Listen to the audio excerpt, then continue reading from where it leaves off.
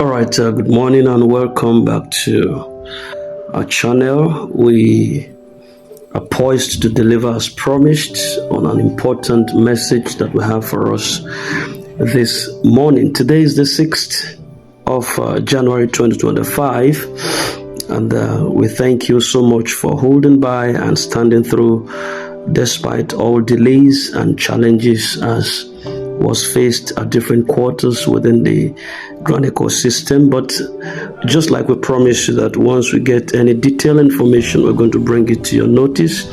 This time around, I want to address a specific, very vital information that has to do with the account director, and if possible, kindly share this video until it gets to him, because we've reached a lifeline where he needs to come out just to talk to the Grand ecosystem so that we can know where we are at a time like this. The Sanctuary Wealth Multipurpose NGO and the account director, Apostle Ken Nwakama, continues to hold priority NGO for countless expectant beneficiaries.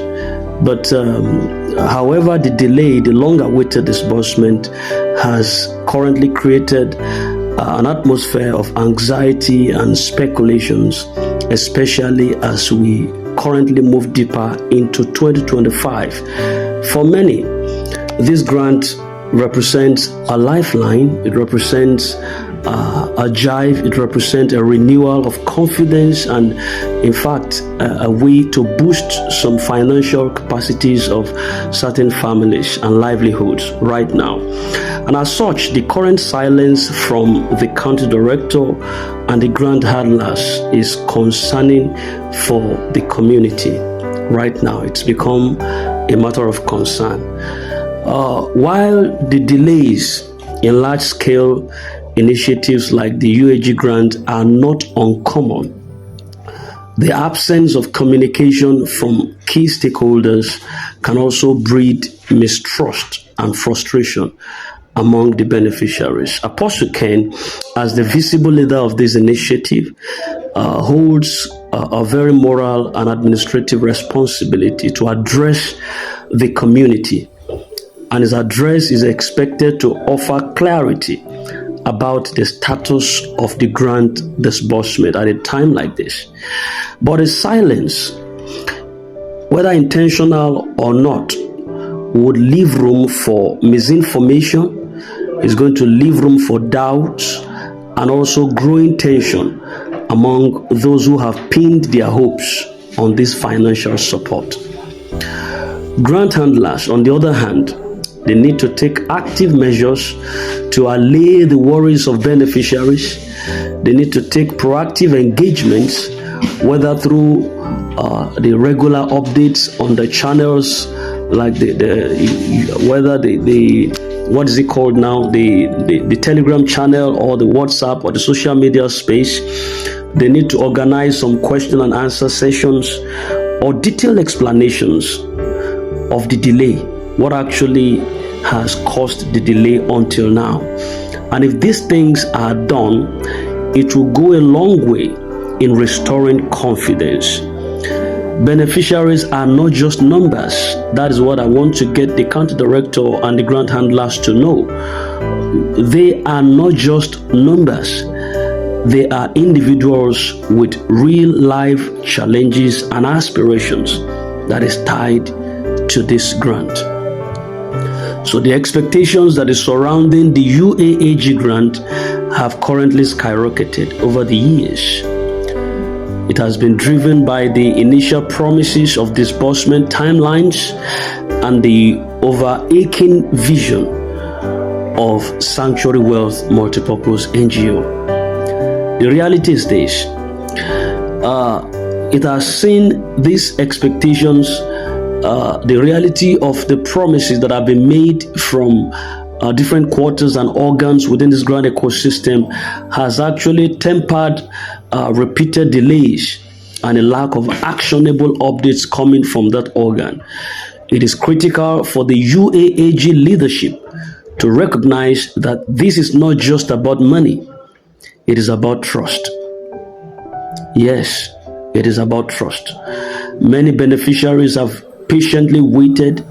They have adhered to every directives, and they hope that this will be the year that their dreams will materialize and see the light of the day. The onus now lies on the grant administrators to meet these expectations with decisive action and a commitment to accountability to foster equitable progress among the grant ecosystem.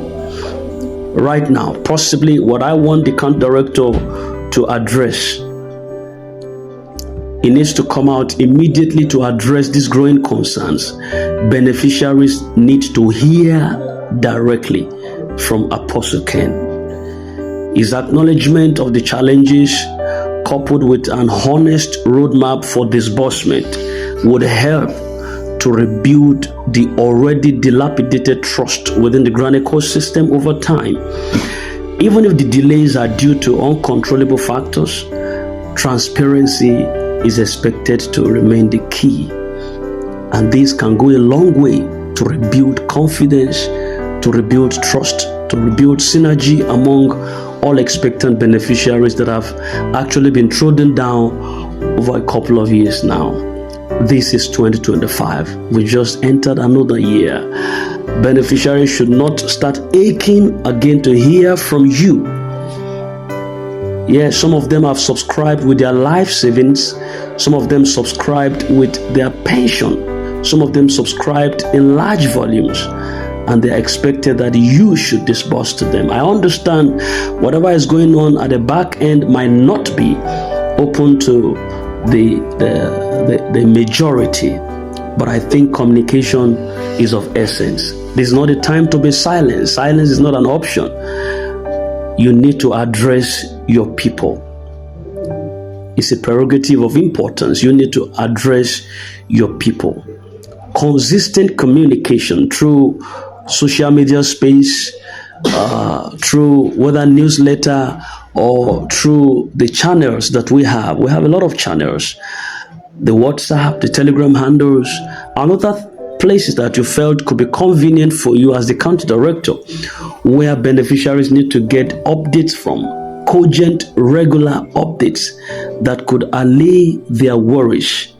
It would definitely help to manage expectations and reduce anxiety. Let us know that these people have blood running through their veins. There was a time I was listening to the president of the Federal Republic of Nigeria, our President Bola Ahmed Tinubu, and he made a striking statement that has to do with him not reading comments again from social media space.